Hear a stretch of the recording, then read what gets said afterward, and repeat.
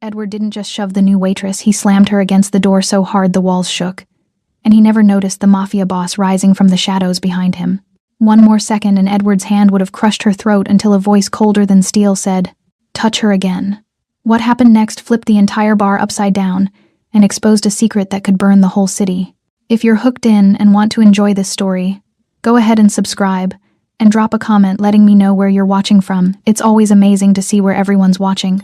Plus, tomorrow I've got another incredible story lined up, and you definitely don't want to miss it. Alright, back to the story.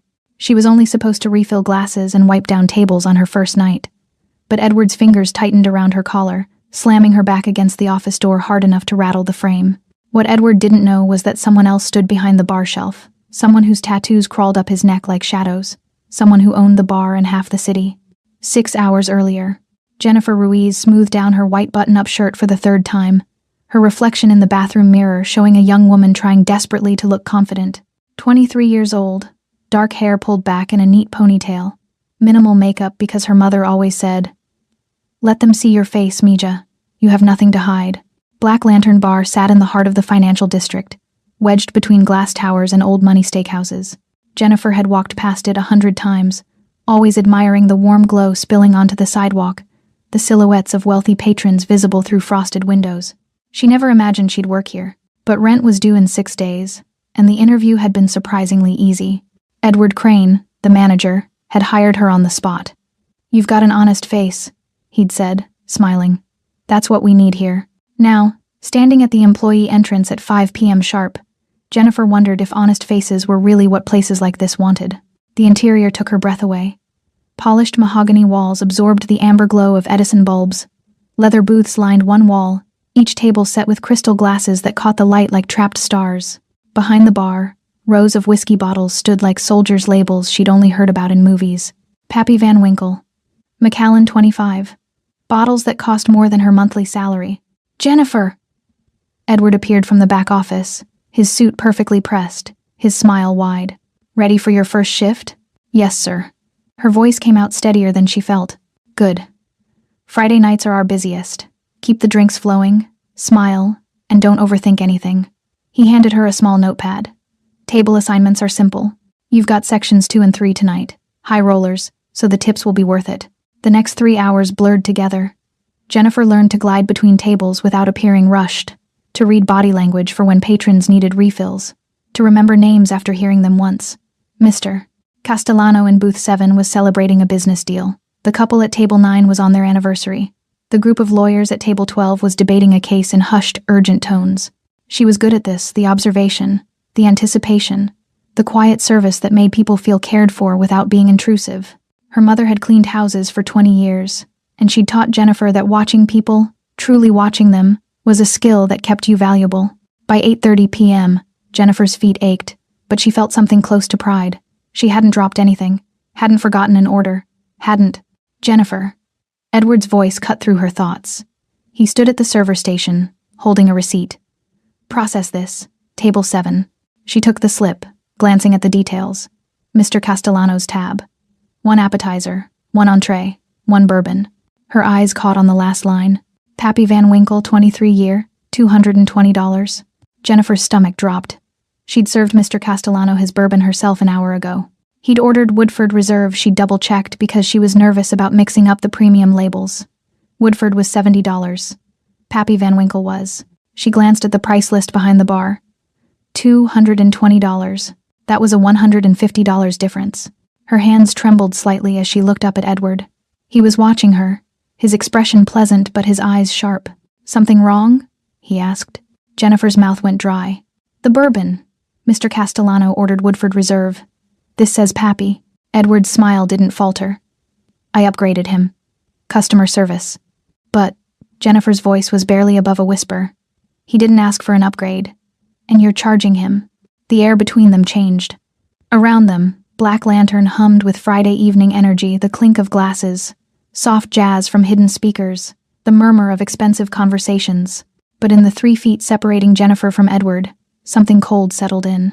"You questioning my management?" Edward's tone remained pleasant, but his eyes had gone flat. She should have backed down, should have nodded and processed the payment.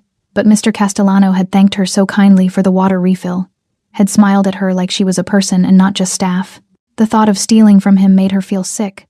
"I'm questioning the bill," Jennifer said, her heart hammering against her ribs. "That's theft, sir." Edward's face flushed deep red. The word hung between them like a lit fuse. "Say that again," he said softly.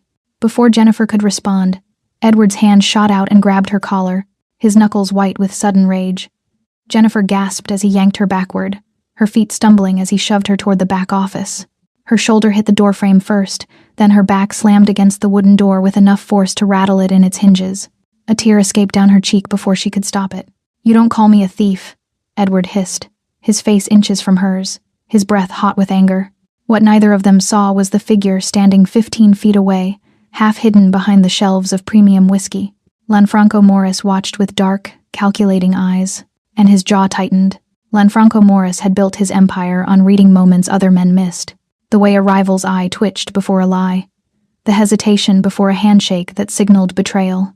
The split-second decision that separated those who survived from those who disappeared into the East River wearing concrete shoes. Right now, watching Edward Crane's hand twisted in Jennifer Ruiz's collar, Lanfranco read everything he needed to know. The girl was terrified, her tear-streaked face, the way her fingers clutched uselessly at Edward's wrist, the tremor in her breath. But beneath the fear was something else. Something that reminded him of his sister, Sophia, 20 years ago. That same stubborn refusal to bend, even when bending would have saved her life. Lanfranco's jaw tightened as Edward shoved Jennifer harder against the door. He stepped out from behind the bar shelves. The ambient noise of Black Lantern, the jazz, the conversations, the clink of crystal seemed to fade as his footsteps echoed across the wooden floor. 3 steps. 5. His presence carved through the space like a knife through silk. Edward heard the footsteps and froze. He turned, his grip still on Jennifer's collar, his face flushed with rage that drained the moment he saw who was approaching. Every ounce of color left his cheeks. "Mr. Morris," Edward stammered, his hand releasing Jennifer so quickly she nearly stumbled. I didn't know you were. Is there a problem here?" Lanfranco's voice was low, measured, the kind of quiet that made smart men nervous. His dark eyes moved from Edward to Jennifer, taking in the tear on her cheek, the red marks on her throat where Edward's fingers had gripped too tight. Jennifer's breath caught. She'd never seen this man before, would have remembered if she had. He was younger than she expected, maybe early 30s, with black hair swept back and tattoos that emerged from his collar and crawled up his neck like living shadows. A dragon's tail curled behind his ear. His tailored gray suit probably cost more than her entire wardrobe, and he wore it like armor. But it was his eyes that stopped her. Dark, intense, and currently fixed on Edward with an expression that made the temperature drop 10 degrees. "No problem, sir," Edward said quickly, his voice climbing an octave. "Just a misunderstanding with the new hire. She's still learning the systems." "The systems." Lanfranco repeated the words slowly, as if tasting them for poison. His gaze shifted to Jennifer. "What's your name?" "Jennifer Ruiz, sir." Her voice was barely a whisper. "First night?" She nodded, not trusting herself to speak. Lanfranco's attention returned to Edward, and Jennifer watched the manager visibly shrink under that stare. "Edward, my office. Now." It wasn't a request. Edward's face went pale. "Of course, Mr. Morris." "Right away." Lanfranco gestured toward the back office, the same door Jennifer had been slammed against moments ago. Edward moved toward it like a man walking to his execution, his earlier bravado completely evaporated. Before following, Lanfranco turned back to Jennifer. His expression softened almost imperceptibly. "Take 5 minutes. Bathrooms down the hall. Compose yourself." Then he was gone, the office door clicking shut behind him with a sound that felt final. Jennifer's hands shook as she pushed open the bathroom door. The elegant space, all marble countertops and gold fixtures, felt surreal after what had just happened. She gripped the sink's edge, staring at her reflection. Her collar was wrinkled where Edward had grabbed her. A faint red mark showed on her throat. Her mascara had smudged slightly from the single tear she'd allowed to fall. What have I done? She'd called her manager a thief on her first night, got herself assaulted. And then some intimidating stranger in an expensive suit. Mr. Morris had appeared like something out of a crime movie. She didn't even know who he was. Owner? Corporate? Someone important enough to make Edward Crane look like he'd seen a ghost. Jennifer ran cold water over her wrists, trying to slow her racing heart. Her mother's voice echoed in her mind. Stand up for what's right, Mija, even when it costs you. Well, it had definitely cost her. This job was over before it started. She fixed her collar, wiped away the smudged mascara, and took a deep breath. Whatever was happening in that office, she'd face the consequences. At least she could tell her mother she hadn't compromised. When Jennifer returned to the floor 8 minutes later, Edward was already back at the server station. But he was different. His face was pale, almost gray. Sweat beaded on his forehead despite the bar's perfect climate control. When he saw Jennifer, he flinched, actually flinched, and looked away. "Table 7 needs their check," he said without meeting her eyes. His voice had lost all its earlier confidence. Just process what they actually ordered." Jennifer stared at him. "What? You heard me." Edward's hands trembled as he shuffled through receipts. "Woodford Reserve. $70. Like the customer ordered." He thrust the corrected receipt at her and walked away quickly, almost desperately, toward the kitchen. Jennifer stood frozen, the paper in her hand, trying to process what had just happened. In the back office, visible through the small window in the door, she could see Mr. Morris. He was seated at the desk, his fingers steepled beneath his chin, his dark eyes fixed on something she couldn't see. He'd been watching her the entire time, and somehow, that thought made her more nervous than Edward's violence had. Jennifer didn't sleep that night. She lay in her studio apartment, staring at the water-stained ceiling, replaying every moment. Edward's hand on her collar, the door rattling against her spine, those dark eyes watching from the shadows. Mr. Morris's quiet voice that had drained all the fight from Edward Crane like someone had pulled a plug. Just process what they actually ordered. Edward had been terrified. Not angry, not defensive. Terrified. Which meant Mr. Morris was someone who inspired fear in men who thought they were untouchable. By 6 a.m., Jennifer had convinced herself she wouldn't go back. She'd find another job, something safe, something that didn't involve managers who assaulted employees or mysterious men with neck tattoos who appeared from shadows like avenging angels. By 4 p.m., she was walking through Black Lantern's employee entrance. She told herself it was because she needed the money. Rent was due in 4 days, and she had $300 in her account. But the truth was more complicated. Something about last night, about standing up to Edward, about Mr. Morris's intervention, about the way the fear in Edward's eyes suggested she'd stumbled into something bigger than a padded bar tab made leaving feel like running. And Jennifer's mother hadn't raised a runner. The Saturday evening shift started quietly. Edward avoided her completely, assigning her to sections on the opposite side of the bar from wherever he stationed himself. The other servers, 2 women and a man who'd worked there for years, watched her with a mix of curiosity and wariness, like she was a live grenade they weren't sure had been defused. No one mentioned last night. No one asked if she was okay. But Jennifer noticed things. She'd always been observant, a survival skill learned from her mother, who'd needed to read the moods of the wealthy families she cleaned for, to know when to be invisible and when her presence was required. Jennifer had inherited that radar, and now it was screaming. Edward made 3 trips to the back office during her shift, each time emerging with a small stack of receipts that he immediately shredded. The bartender, Marcus, a lean man with silver temples and careful hands, watched Edward with an expression Jennifer couldn't quite read. Disgust? Suspicion? Fear? Then there were the transactions themselves. Table 4 ordered 2 old fashions. Jennifer served them personally. When she checked the receipt an hour later, it listed 3. Table 9 had a $45 bottle of Chardonnay. The bill read $85 Chablis. Table 12's appetizer, a $16 charcuterie board, had become a $40 premium version they'd never received. Every single discrepancy flowed through Edward's tablet. Every single one happened when he processed the final bills. Jennifer's stomach twisted. This wasn't a one-time thing. This was a system, methodical, practiced. And if it was happening on her tables, it was happening everywhere. During her break, Jennifer sat in the small staff room, her hands wrapped around lukewarm coffee.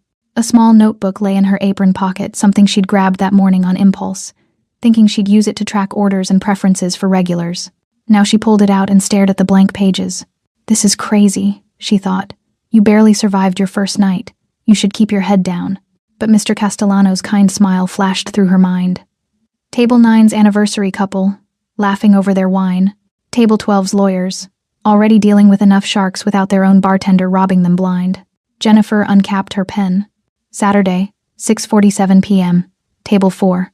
Ordered 2 old fashions, $16 each equals $32. Bill shows $348. Difference, $16. She felt ridiculous, like a child playing detective, but she kept writing. Table 9.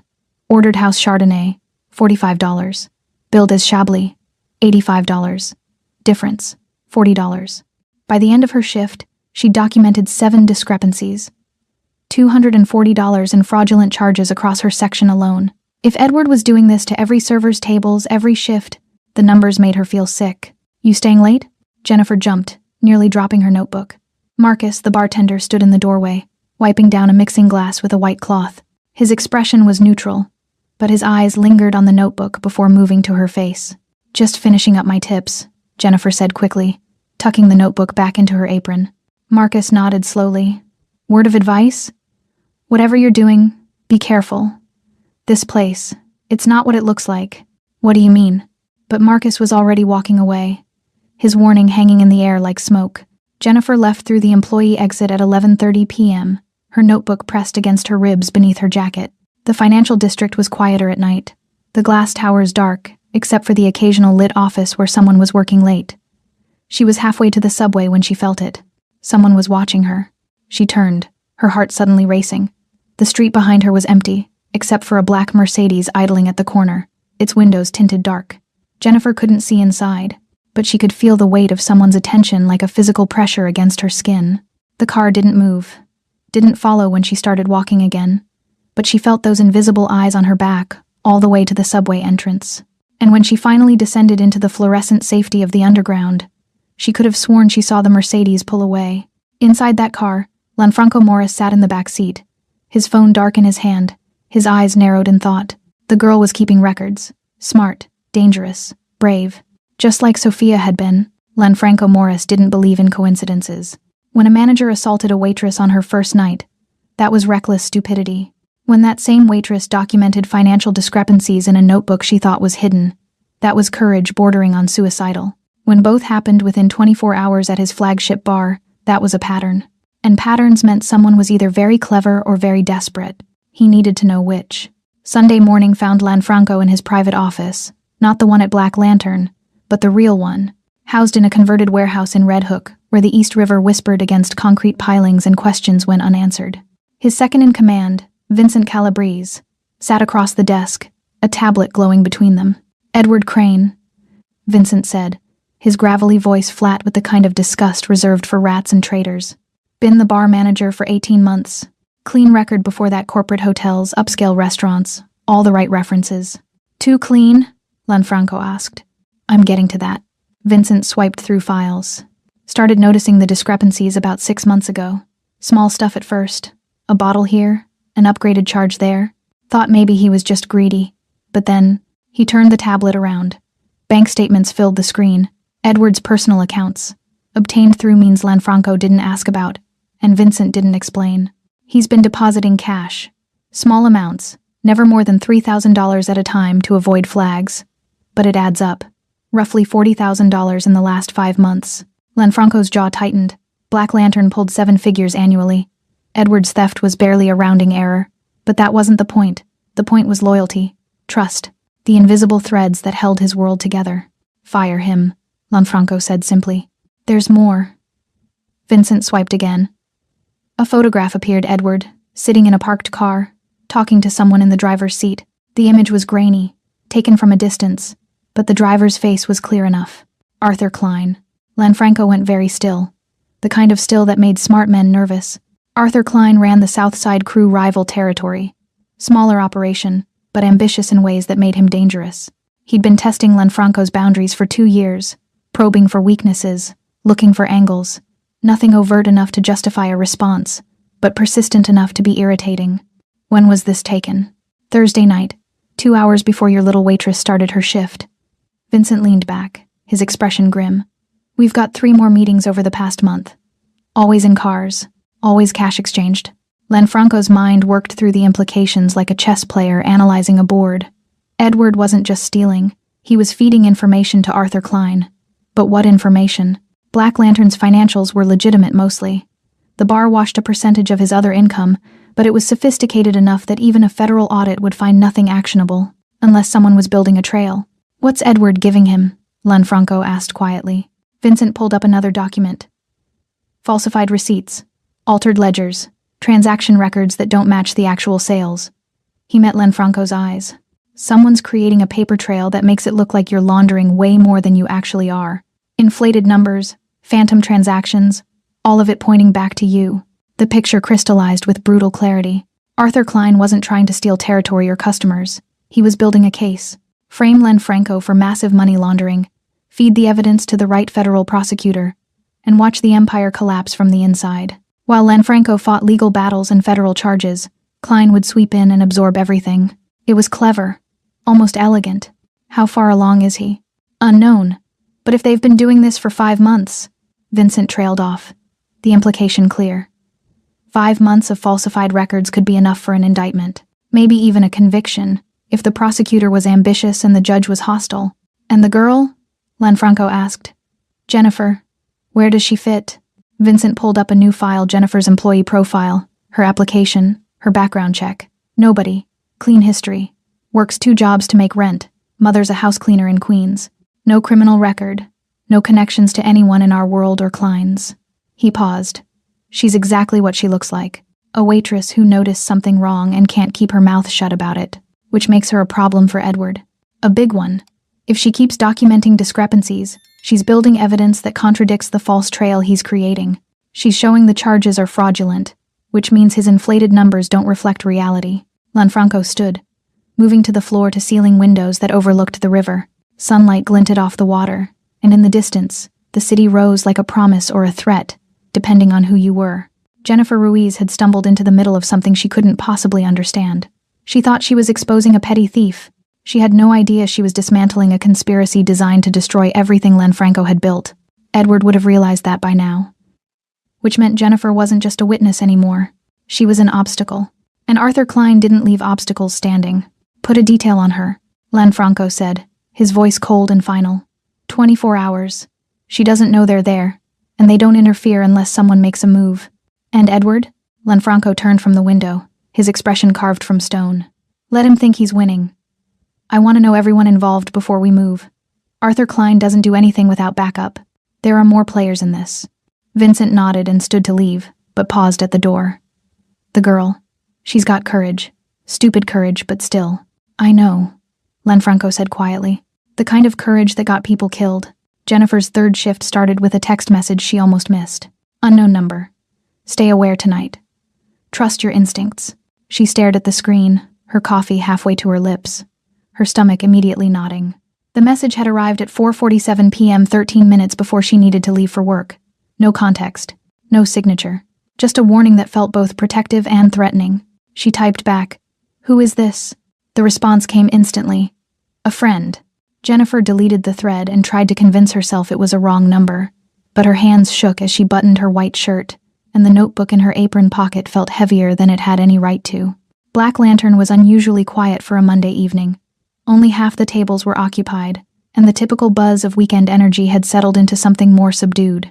Jennifer moved through her section mechanically, her radar that survival instinct her mother had taught her screaming that something was off. Edward watched her constantly, not with his usual dismissive arrogance, but with something that looked like calculation, like he was working through a problem, and she was one of the variables. At 7:15 p.m., during the lull between early diners and late arrivals, Edward appeared at her station. "Jennifer, storage room. Need you to help me inventory the wine." It wasn't a request. Jennifer's pulse spiked. The storage room was in the basement, concrete walls, a single exit, no cameras. She'd been down there once during training, and the isolation had made her uncomfortable even with 3 other people present.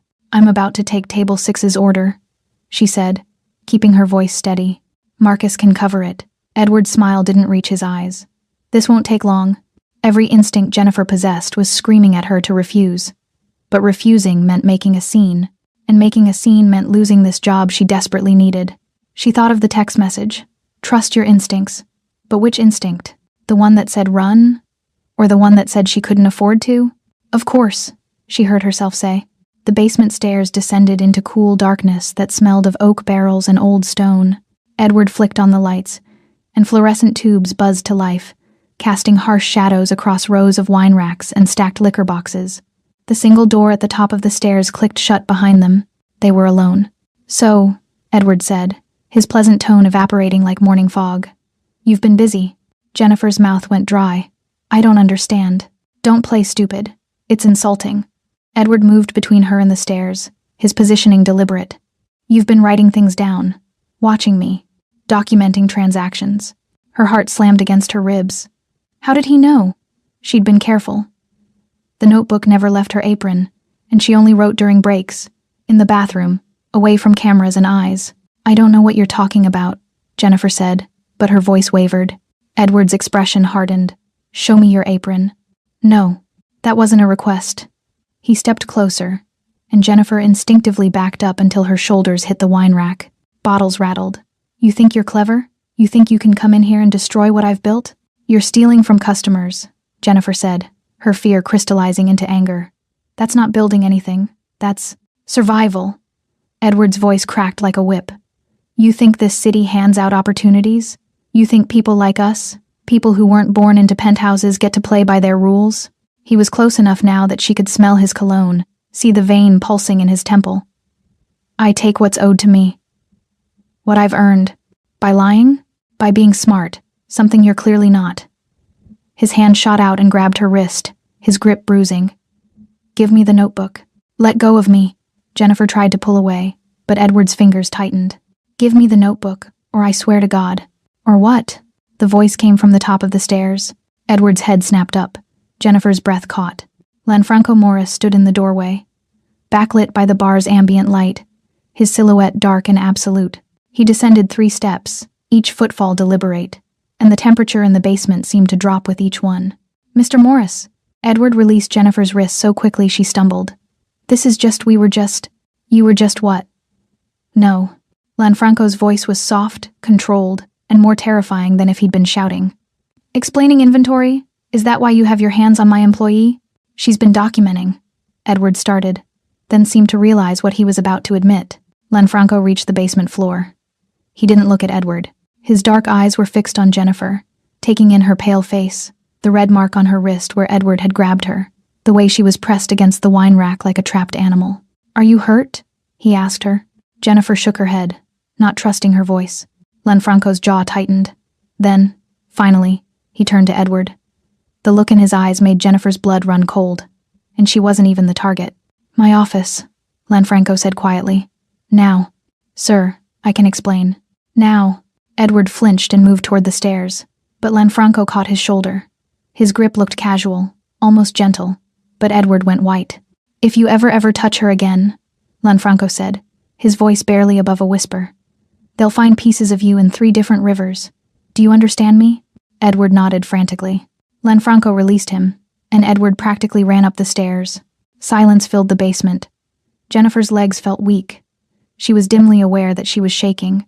Lanfranco turned back to her, and his expression softened almost imperceptibly. Come upstairs, he said gently. We need to talk.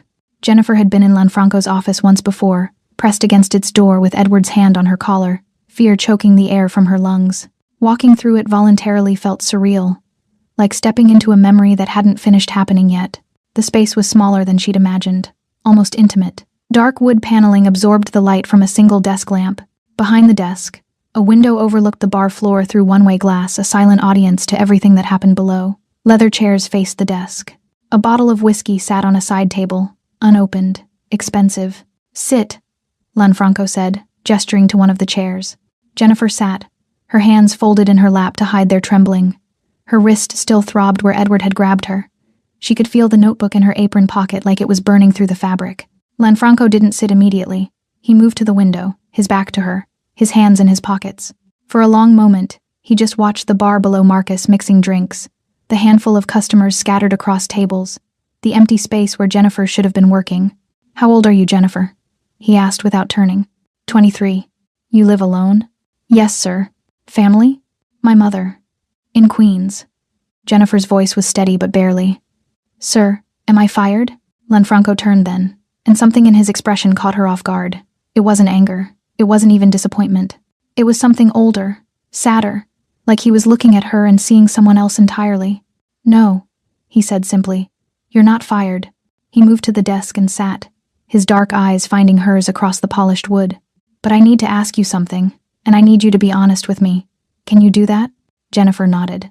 The notebook in your apron. What's in it? Her breath caught, She'd been so careful. How did everyone suddenly know about it? Lanfranco must have read the question on her face. I've been watching you, Jennifer. Not just tonight. Since your first shift? Since Edward put his hands on you the first time? He leaned forward slightly. You're observant, meticulous. Every time you see something that doesn't add up, you write it down, don't you? There was no point in lying. Jennifer reached into her apron with shaking hands and pulled out the small notebook. She placed it on the desk between them like an offering. Or a confession. Lanfranco took it carefully, almost reverently. He opened to the first page and began to read. Jennifer watched his face. Watched his eyes move across her handwriting, her documented timestamps, table numbers, discrepancies. She'd been keeping records for 3 shifts, 72 transactions, 19 fraudulent charges, $840 in theft. When Lanfranco finally looked up, his expression was unreadable. Do you understand what you have here? He asked quietly. Evidence that Edward is stealing from customers. Yes. But do you understand what this means? Jennifer shook her head, confusion and fear warring in her chest. Lanfranco stood and moved to the window again, the notebook still in his hand. Edward Crane has been working for me for 18 months. In that time, he's been systematically falsifying records, inflating charges, and creating a paper trail designed to make it look like I'm laundering significantly more money through this bar than I actually am. The words hung in the air. Jennifer's mind struggled to process them. He's working with a rival organization. Lanfranco continued, his voice measured, controlled. Their goal is to build enough false evidence to trigger a federal investigation. They want me arrested, convicted, my assets seized. While I'm fighting legal battles, they move in and take everything I've built. Jennifer's mouth went dry. I don't understand. Why are you telling me this? Lanfranco turned, and for the first time, she saw something vulnerable in his eyes. Something human beneath the tattoos and the expensive suit and the quiet menace. Because your notebook proves his numbers are lies, he said. You've been documenting the real transactions. What customers actually ordered versus what Edward charged them. Your records show that his inflated trail is fraudulent. Understanding crashed over Jennifer like cold water. I'm evidence. Against his evidence. Yes, Lanfranco moved back to the desk and sat, placing the notebook between them again. Which makes you the last obstacle to their plan. And obstacles, in this world, don't tend to live very long. Fear spiked through Jennifer's chest, sharp and immediate. Are you saying someone wants to hurt you? Yes. Silence you? Absolutely. Lanfranco's voice was gentle but unflinching. Edward realized what you were doing. That's why he cornered you tonight. He was going to destroy your evidence and make sure you couldn't testify to what you'd seen. Jennifer's hands clenched in her lap. Then I'll quit. I'll leave. I won't say anything to anyone, I promise. They won't believe that. Then what am I supposed to do? Her voice cracked, and she hated how young she sounded. How scared. Lanfranco leaned forward, his elbows on the desk, his eyes intense. You help me. You keep documenting exactly what you've been documenting.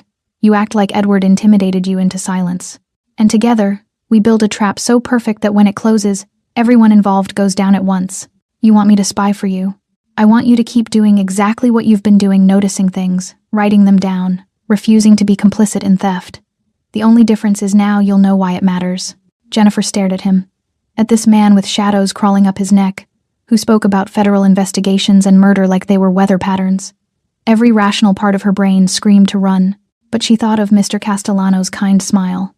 The anniversary couple, the customers who trusted Black Lantern and didn't know they were being robbed. She thought of her mother, who'd spent 20 years cleaning other people's houses without stealing a single thing. If I do this, Jennifer said slowly, and something happens to me, nothing will happen to you. Lanfranco's voice was steel wrapped in silk. You have my word, and in my world that means something. Jennifer took a shaky breath, then she nodded. The next morning, Jennifer woke to 3 missed calls from an unknown number and a single text message. Unknown number. Security detail assigned. You won't see them, but they're there. V. She stared at the message while her coffee grew cold. V. She had no idea who that was, but the implication was clear. Lanfranco had meant what he said. She was being protected. The thought should have been comforting. Instead, it made her feel like a chess piece being moved across a board she couldn't see. Tuesday evening, Jennifer returned to Black Lantern with her notebook tucked into her apron and fear sitting heavy in her stomach. The plan Lanfranco had outlined was simple in theory, terrifying in practice. Act intimidated. Let Edward think he'd won. Continue documenting, but more carefully, Feed Lanfranco information. Wait for the trap to spring. Simple. Except the part where one mistake could get her killed. Edward was waiting when she arrived for her shift. He looked different, some of his usual arrogance had returned. Like Lanfranco's warning in the basement had worn off overnight. Or maybe he was just good at pretending. Jennifer. His smile was sharp. We need to talk. Her heart hammered, but she kept her expression neutral. Afraid, but not defiant. Exactly what a terrified waitress would look like. Yes, sir? About last night. In the storage room. Edward stepped closer, lowering his voice. I think we got off on the wrong foot. You're new. You don't understand how things work here.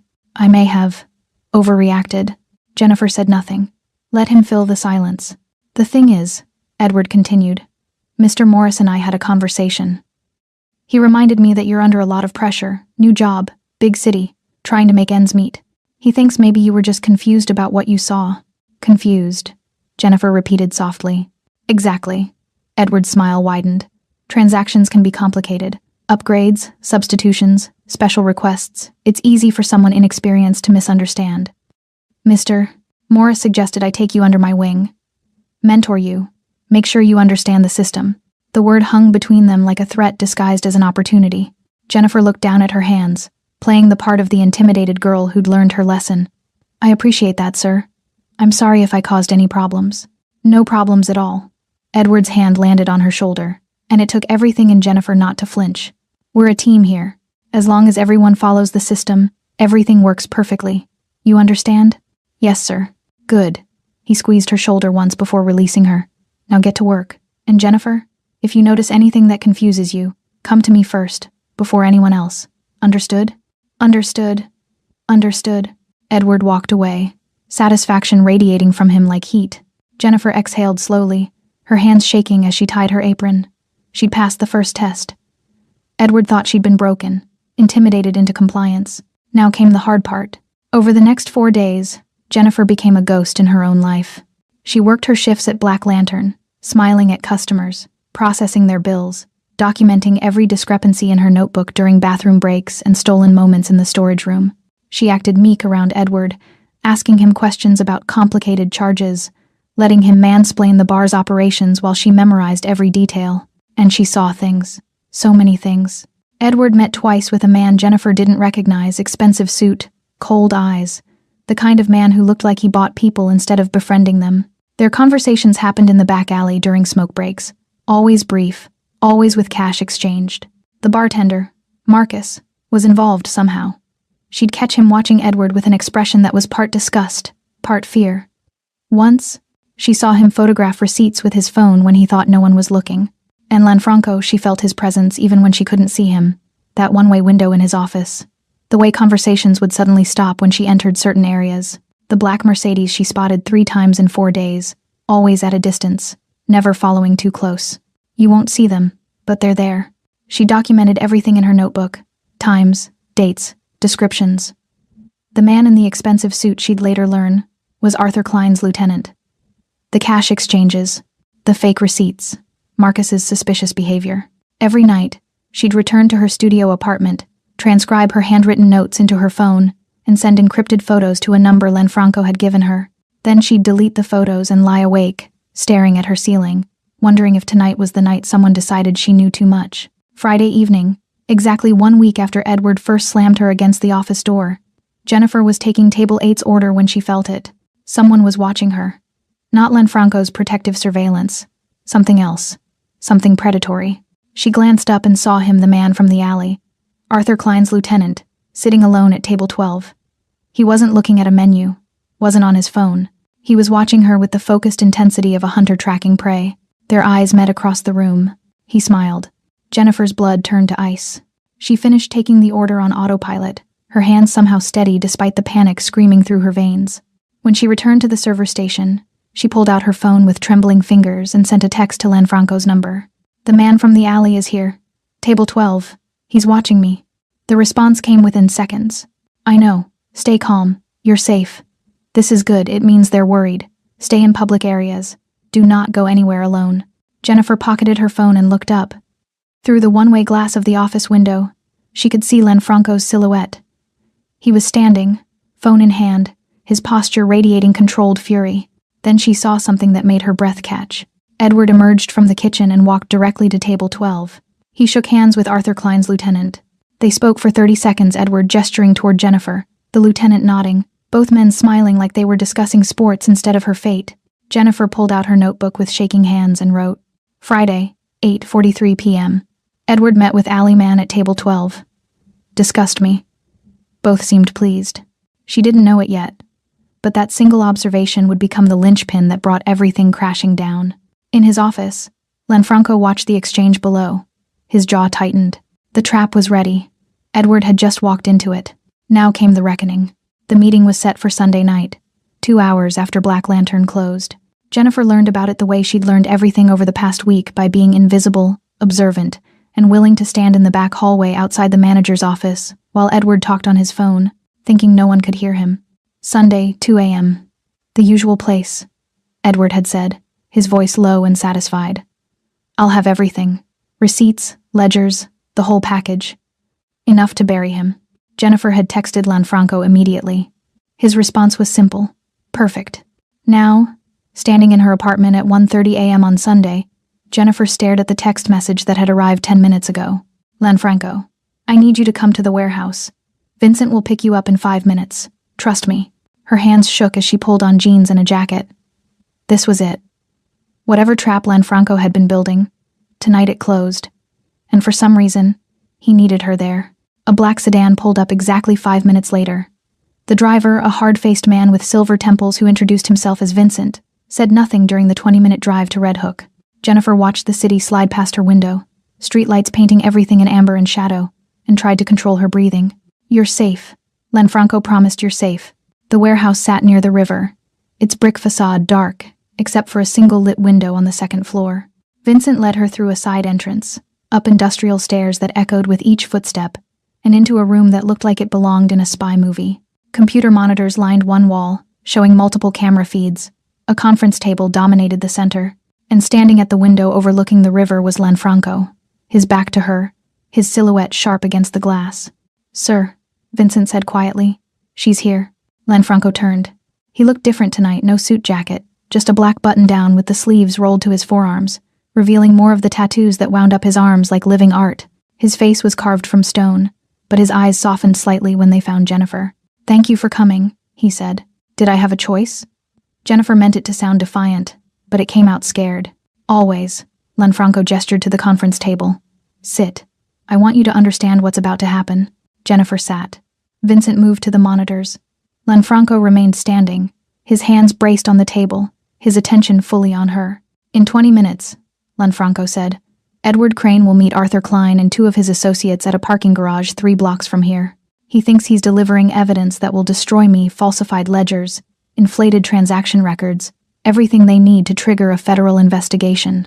But the records are fake, Jennifer said. Exactly. And your notebook proves it. Lanfranco pulled out her familiar spiral-bound notebook. She'd given it to him 3 days ago, and he'd had it copied, analyzed, cross-referenced. Your documentation shows what customers actually ordered versus what Edward charged them. It's a perfect contrast to his fabricated trail. Jennifer's stomach twisted. So what happens tonight? Tonight, Edward walks into a meeting that's already compromised. Arthur Klein doesn't know that I've been feeding him edited information through Edward for the past week. The evidence Edward is delivering tonight, we altered it. Every document, every ledger entry, every receipt, we changed the metadata, added inconsistencies, planted proof that Edward fabricated everything. You're framing him, Jennifer whispered. I'm exposing him, Lanfranco corrected. Everything we planted is true, it just points to the actual guilty party instead of me. Vincent spoke from the monitors. They're arriving. Lanfranco moved to the screens. Jennifer followed, her heart pounding. One monitor showed a parking garage, concrete pillars, dim lighting, shadows that seemed to breathe. A silver BMW pulled in first. 3 men emerged, one she recognized as the lieutenant who'd watched her in the bar. Arthur Klein, presumably, was the tall man in the expensive overcoat who moved like violence was a language he spoke fluently. Then Edward's car arrived. He got out, carrying a leather messenger bag, his expression nervous but excited. He thought he was about to change his life. He had no idea how right he was. The meeting started cordially. Handshakes. Brief conversation. Jennifer couldn't hear, the surveillance was video only. Edward opened the messenger bag and began pulling out documents, spreading them across the trunk of his car like a presentation. Arthur Klein examined the papers, nodding. His lieutenant took photos with his phone. Everything looked perfect, professional, like a business transaction between partners. Then Arthur Klein's expression changed. He held up one of the documents, pointing at something. Edward's smile faltered. Klein pulled out his phone, swiped through something, then showed Edward the screen. Even through the grainy surveillance footage, Jennifer could see Edward's face drain of color. "What's happening?" Jennifer asked. "Arthur just realized the documents are compromised," Lanfranco said, his voice clinical. "The metadata shows they were edited multiple times by Edward's computer, using Edward's login credentials, from Edward's IP address. As far as any forensic analyst can tell, Edward fabricated everything himself." On screen, the conversation was escalating. Arthur Klein was shouting now, his face red with rage. Edward backed away, hands raised, clearly trying to explain. But Klein wasn't listening. The lieutenant pulled a gun. Jennifer gasped, but Lanfranco's hand landed gently on her shoulder. "Watch." Black SUVs screamed into the parking garage from 3 directions, tires squealing. Doors flew open. Men in FBI windbreakers poured out, weapons drawn, voices shouting commands Jennifer couldn't hear but could imagine. "Federal agents, get on the ground. Now." Arthur Klein and his associates were face down on concrete within seconds. Edward tried to run, and made it exactly 6 feet before 2 agents tackled him. Jennifer stared at the monitors, her mind struggling to process what she was witnessing. "You called the FBI?" "I called a federal prosecutor I've worked with before, someone who appreciates good intelligence when it's handed to him." Lanfranco's voice was flat, professional. "I gave them everything. Arthur Klein's conspiracy to frame me, Edward's role in fabricating evidence, financial records proving their scheme, and most importantly, testimony from a brave waitress who documented the truth when everyone else looked away." Jennifer's head snapped toward him. "You gave them my notebook?" "A copy. With your permission, which you gave me when you agreed to help." Lanfranco's expression softened. "You were never in danger tonight, Jennifer. Those agents have been watching this meeting for the past hour. Vincent's team provided perimeter security, and you're here because I wanted you to see it end. To know that your courage, your refusal to be complicit actually mattered." On the monitors, Edward was being handcuffed, his face twisted in desperation as he shouted something at the agents. Arthur Klein was already in the back of an SUV, his empire crumbling around him. Jennifer's legs felt weak. She sat down heavily in the nearest chair. "What happens now?" she asked. "Now? Arthur Klein faces federal conspiracy charges. Edward faces fraud, extortion, and about a dozen other felonies. Their entire operation collapses." Lanfranco moved to the table and sat across from her. "And you go back to your life, safer than you were 2 weeks ago, freer than you've ever been." Jennifer looked at him, this man with shadows crawling up his neck, who'd protected her, used her, and somehow saved her all at once. "Why did you help me? Really?" Something ancient and sad moved behind Lanfranco's eyes. "Because 20 years ago, someone like you tried to do the right thing in my world, and I wasn't strong enough to protect her." His voice was barely above a whisper. "Her name was Sophia. She was my sister, and she died because she refused to be silent." Jennifer's breath caught. "I couldn't save her," Lanfranco continued, "but I could save you. And maybe that matters. Maybe that's enough." Silence filled the warehouse. On the monitors, the FBI was loading Edward into a vehicle. The parking garage was a chaos of flashing lights and federal agents. And in the quiet room overlooking the river, Jennifer Ruiz, a 23-year-old waitress who'd refused to steal from a stranger, realized she'd just survived something most people wouldn't have. "Thank you," she whispered. Lanfranco nodded once. Then he stood and walked back to the window, his silhouette dark against the city lights, carrying ghosts Jennifer would never fully understand. 5 days after Edward's arrest, Black Lantern reopened. Jennifer had spent those 5 days in a strange limbo, giving statements to federal prosecutors, watching news coverage of Arthur Klein's organization collapsing, and trying to process the fact that she'd somehow become a protected witness in a federal conspiracy case. The prosecutor, a sharp-eyed woman named Linda Chen, had been surprisingly kind. "You did good work," she'd told Jennifer after her 3rd interview. "Detailed, accurate, exactly what we needed. Edward Crane is looking at 15 to 20 years. Arthur Klein, he'll die in prison." Jennifer had nodded, still not quite believing any of it was real. Now, walking through Black Lantern's employee entrance on Friday evening, she felt like she was entering a different world. The bar looked the same, amber lighting, polished mahogany, crystal glasses catching the light. But everything had changed. Edward was gone. In his place was a new manager.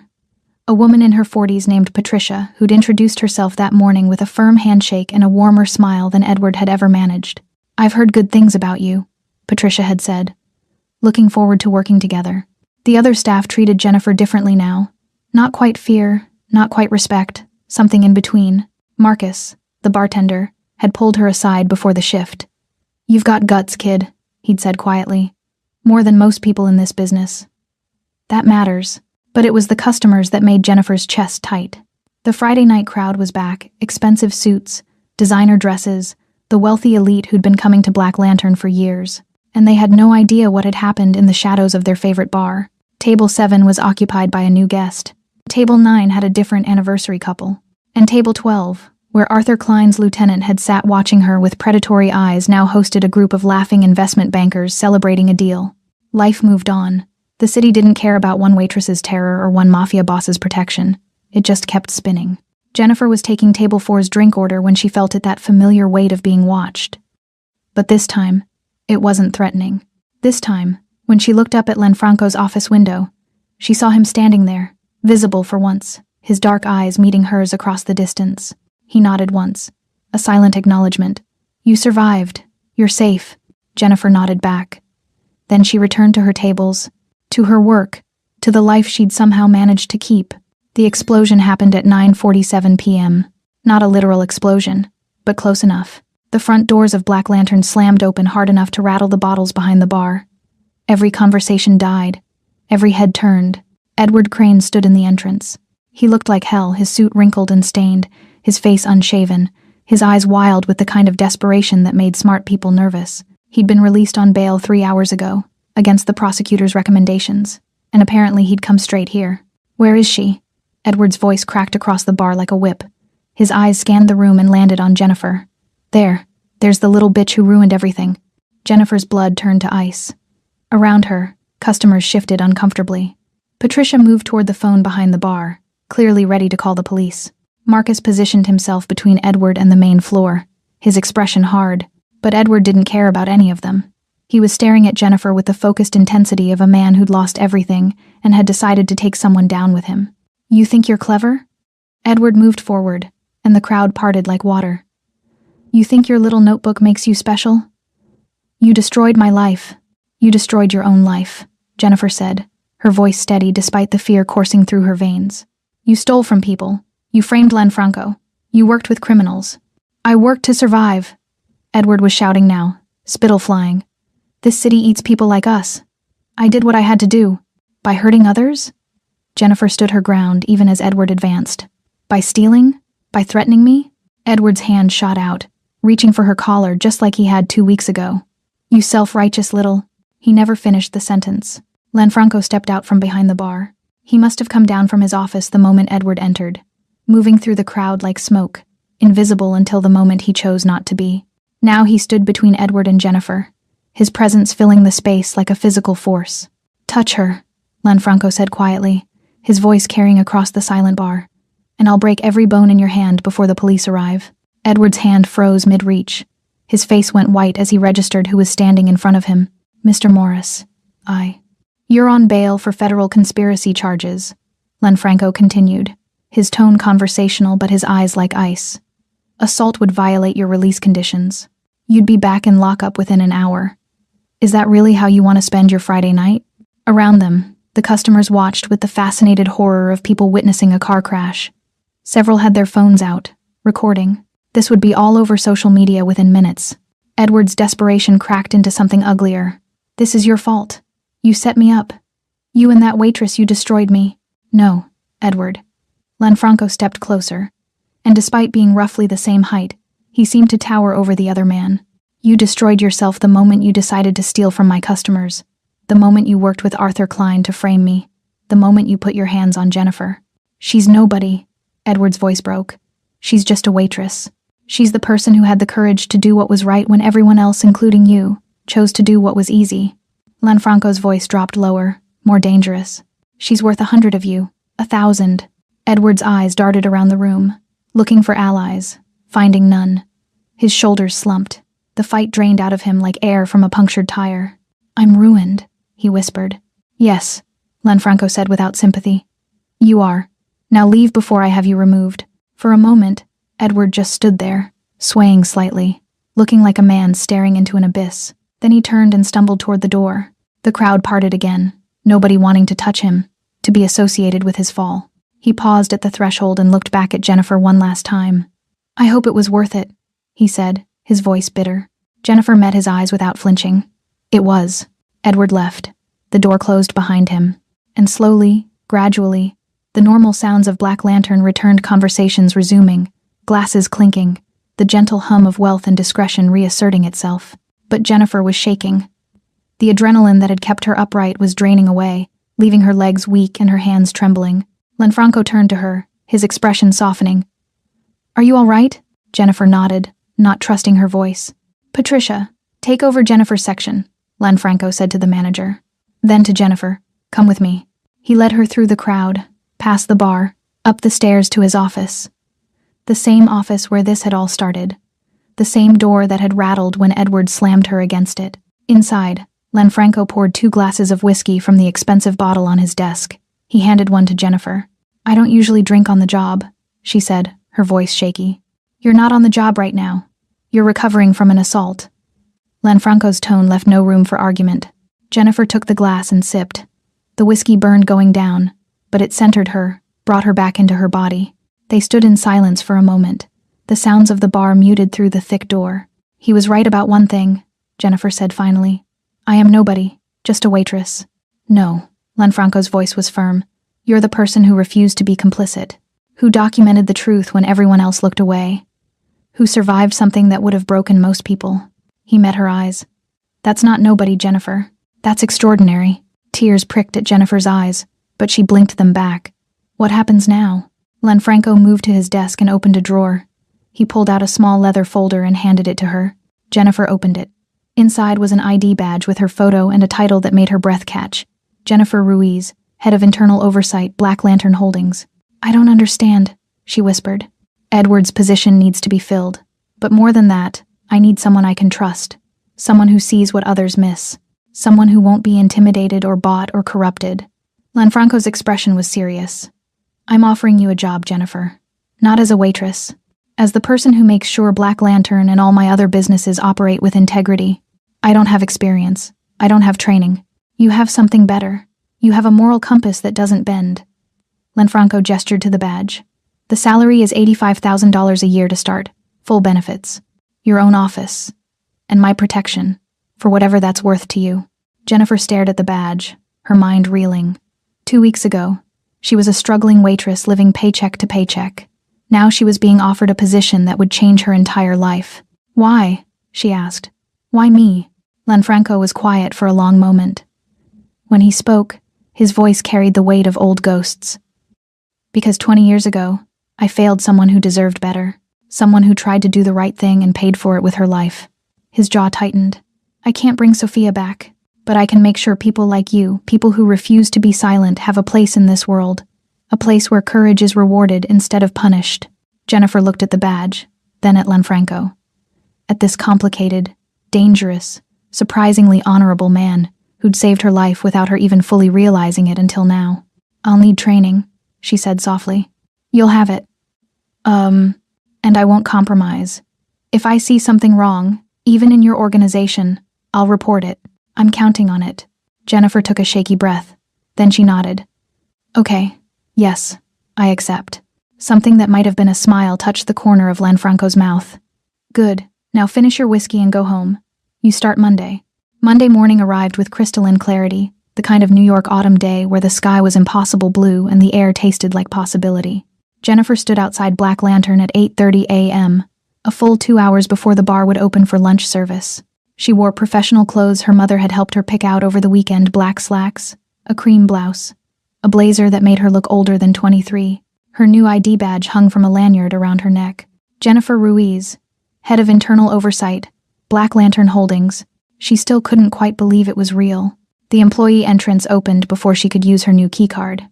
Vincent stood there, the same hard-faced man who'd driven her to the warehouse. But this morning, his expression was almost warm. Miss Ruiz, he said with a nod. Welcome to your first day. Mr. Morris asked me to show you to your office. I have an office? Jennifer had assumed she'd have a desk somewhere, maybe a corner near Patricia's station. Vincent's mouth quirked. You have an office. He led her through the bar's main floor, empty at this hour, chairs still stacked on tables, the cleaning crew finishing their morning work. But instead of heading upstairs toward Lanfranco's office, Vincent took her to a door she'd never noticed before, tucked between the bar and the kitchen. Behind it was a staircase leading down. The basement? Jennifer asked, confused. The lower level, Vincent corrected, where the real work happens. The basement, Jennifer remembered the wine storage where Edward had cornered her, was only half the story. Beyond the wine racks was another door, this one requiring a key code. Vincent entered it and gestured for her to follow. The space beyond took her breath away. It was a full operational office, exposed brick walls lined with filing cabinets, a modern desk with dual monitors, comfortable chairs, and a wall of security screens showing feeds from all of Lanfranco's businesses. Not just Black Lantern, but restaurants, clubs, properties she didn't recognize. This was Edward's real office, Vincent explained, where he did the actual work of managing operations. The upstairs office was just for show, for meeting with staff. He gestured to the monitors. From here, you can access all financial records, security footage, personnel files, everything you need to do your job. Jennifer moved to the desk, running her fingers over the smooth surface. A new nameplate sat at the edge. Jennifer Ruiz, Head of Internal Oversight. Mr. Morris will be down shortly for your orientation, Vincent said. In the meantime, familiarize yourself with the systems. Your login credentials are in the envelope on the desk. He paused at the door. And Miss Ruiz? For what it's worth, I think this is a good move. We need someone with your integrity. Then he was gone, and Jennifer was alone in her new office. She sat in the ergonomic chair, so much more comfortable than anything she'd ever owned, and opened the envelope. Inside were login credentials, a welcome letter from Lanfranco, and a handwritten note. Jennifer, you survived something that would have destroyed most people. Now let's make sure it never happens to anyone else. Trust your instincts. They've been right so far. L.M. Jennifer's throat tightened. She logged into the system and spent the next 20 minutes exploring. Financial databases, personnel records, security protocols, transaction monitoring systems. It was overwhelming, but also exhilarating. She pulled out a new notebook, not the spiral-bound one that had started everything, but a leather-bound journal Lanfranco had included in her welcome packet. On the first page, she wrote, Monday, 8:47 a.m.s. First day. Goal, learn everything, protect everyone, never compromise. A knock on the door made her look up. Lanfranco stood in the doorway, looking impossibly put together in a charcoal suit, his dark eyes assessing her with that same intensity she'd come to recognize. How's the office? He asked. Intimidating, Jennifer admitted, but incredible. Lanfranco entered and leaned against the desk, his posture casual but his attention focused. I'm not going to pretend this will be easy. You'll be overseeing operations worth tens of millions of dollars. You'll be investigating discrepancies, interviewing staff, making recommendations that could end careers. People will resent you. Some will try to undermine you. That doesn't sound encouraging, Jennifer said. It's not meant to be encouraging. It's meant to be honest. Lanfranco's expression was serious. But here's what else is true. You have my complete support. When you make a call, it carries my authority. When you find a problem, you report it directly to me, and I will act on it. No exceptions. No special treatment for anyone. Even you? Jennifer asked quietly. Lanfranco's mouth curved into something that might have been respect. Especially me. If you find something in my operations that crosses lines, you report it. That's the job. Jennifer held his gaze. And if I find something, then we fix it, together. Lanfranco straightened. I'm building something here, Jennifer. Not just a bar or a business, but an organization that operates with integrity, even in a world that often doesn't reward it. You're going to help me do that. He moved to the security monitors and gestured to the feeds. These are your responsibilities now. Black Lantern, obviously, but also Meridian Club downtown, Crimson Sky Rooftop Bar, and 3 restaurants across Manhattan. All legitimate businesses, all needing oversight. That's a lot, Jennifer breathed. You'll have support staff, assistants, auditors, investigators, but you're in charge. Your word is final. Lanfranco turned back to her. The salary I mentioned, $85,000, that's base. Annual bonuses based on performance. Healthcare, retirement, all of it. You take care of my businesses, I take care of you. Jennifer's mind was spinning. 2 weeks ago, She'd been worried about making rent. Now she was being handed responsibility for an empire. "I need to know something," she said suddenly. "The things you do, the parts of your business that aren't legitimate. Will I be exposed to that?" Lanfranco was quiet for a moment, his expression unreadable. "No. Your role is legitimate operations only. The other aspects of my life, the parts that exist in shadows, those stay separate. You'll never be asked to compromise yourself or break laws. That's not what this is. But you'll still be doing those things." "Yes." His honesty was brutal. "I won't lie to you about who I am or what I do. But I'm offering you a position in the legitimate side of my world. Clean money, clean work, clean conscience. What you choose to do with that offer is up to you." Jennifer thought about her mother, scrubbing other people's floors for 20 years, about the customers at Black Lantern who deserved honest service, about Sophia, the sister Lanfranco had lost because she'd tried to do the right thing in a world that punished it. "Okay," she said finally. "I'm in. But we do this my way. No cutting corners, no compromises. I wouldn't have it any other way." Lanfranco extended his hand. Jennifer shook it. His grip was firm, warm, and carried the weight of a promise. 3 months later, Jennifer stood at the window of her basement office, coffee in hand, reviewing the morning reports. Black Lantern's operations were clean, she'd made sure of it. Every transaction tracked, every charge verified, every employee vetted. She'd fired 3 people in her first month, 1 bartender skimming tips, 1 server using customers' credit card information, 1 kitchen manager accepting kickbacks from suppliers.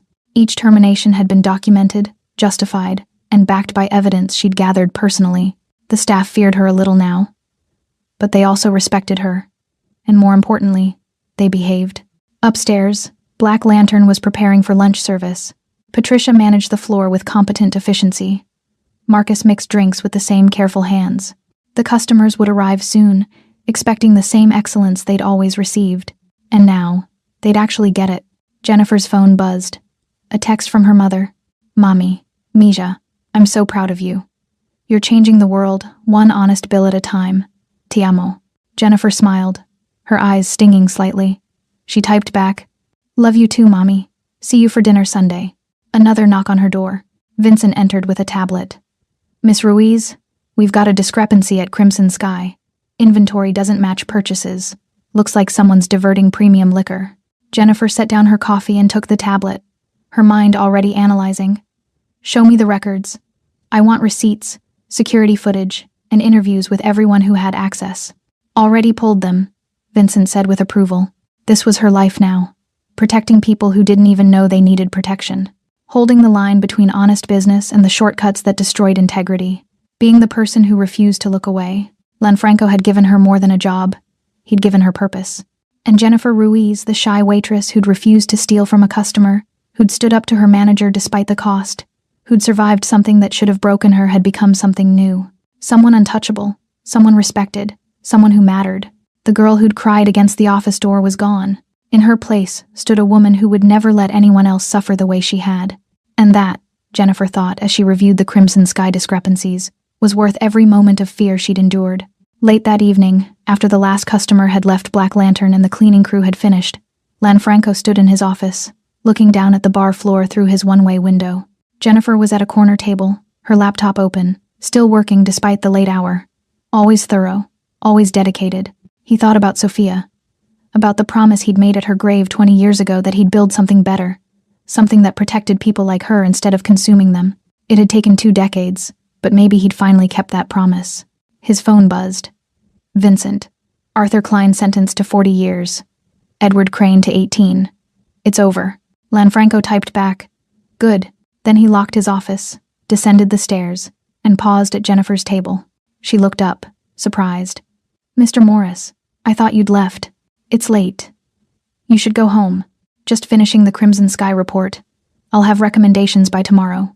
Lanfranco nodded, then surprised himself by saying, "You did good work, Jennifer. Better than I could have hoped." She smiled, that genuine, unguarded smile that reminded him why he'd taken this chance. "Thank you for giving me the opportunity, sir." "Lanfranco," he corrected. "We're colleagues now." Her smile widened. Lanfranco. He left her to her work and walked out into the New York night. The city glittered around him, dangerous and beautiful and full of people trying to survive, to thrive, to matter. Somewhere in that chaos was another Jennifer. Another person who needed protection. And now, For the first time in 20 years, Lanfranco had built something that could offer it. Thanks for sticking with this story till the end. If you enjoyed it, you're going to love the next one. It's packed with unexpected turns and heartfelt moments. Click the image on your screen to keep the journey going, and make sure to hit subscribe for more amazing stories. Drop a comment and rate this story from 1 to 10. I can't wait to see what you think.